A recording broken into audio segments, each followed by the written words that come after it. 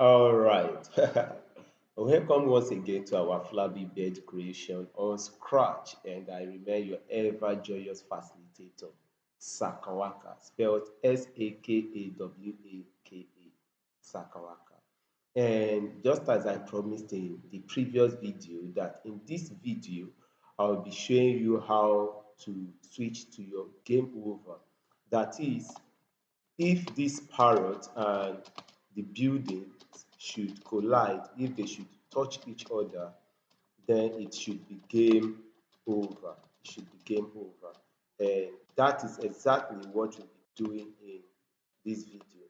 Don't forget, I initially taught you how to make your parrots to fly, and in the previous video I taught you how to make these buildings to move across the screen. Now in this present video, I'll be showing you how to make your game over backdrop come alive whenever the building and the parrot touch each other. To do that, you can click on the building or the parrot, yes, sprite. But in this case, since you are already on the building sprite, I will use it. Now, what we will do is this: come to event and drag your when green flag is clicked, our beloved when green flag is clicked. After that, we want it to be able to check this throughout the lifespan of this game. So what we do is come to control and drag your forever, so it will be checked for throughout the lifespan of you playing the game. Now once that is done, your forever block is dragged. The next is that you need a conditional statement, which is the if. Yes, the if then what. So we want to say that if this building is touching, come to sensing, is touching mouse pointer. Let me drag it down here. But you all know that what you are looking for is not the mouse pointer. What you are looking for is the parrot. So you click on it, on this arrow, and then click on your parrot. Now once you've done that, drag your touching parrot here, so it becomes if this building is touching the parrot, then what should happen? What should happen is simple. Remember, we created our game over, yes, our game over backdrop here when we were creating the asset for the game. This is our game over backdrop. So we've already created it during the beginning of this series. So what we do is click stay on your building and then go to looks.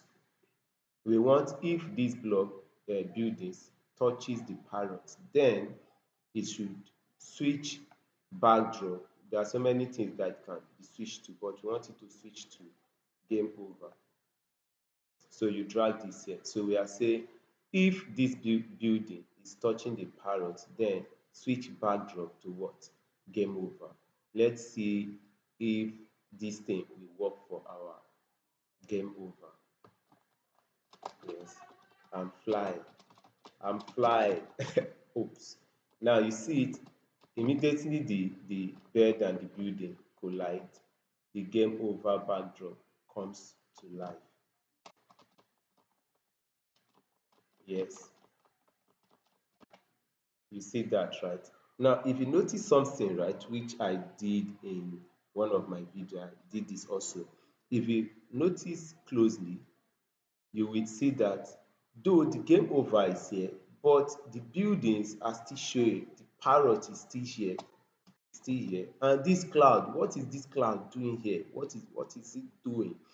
Yes. So because what we want is that once it's game over, we want it to be that only the game over backdrop should show, every other asset should be hidden.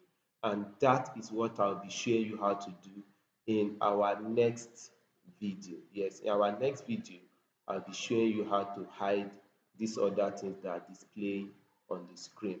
Until then, don't forget to like, comment, and share.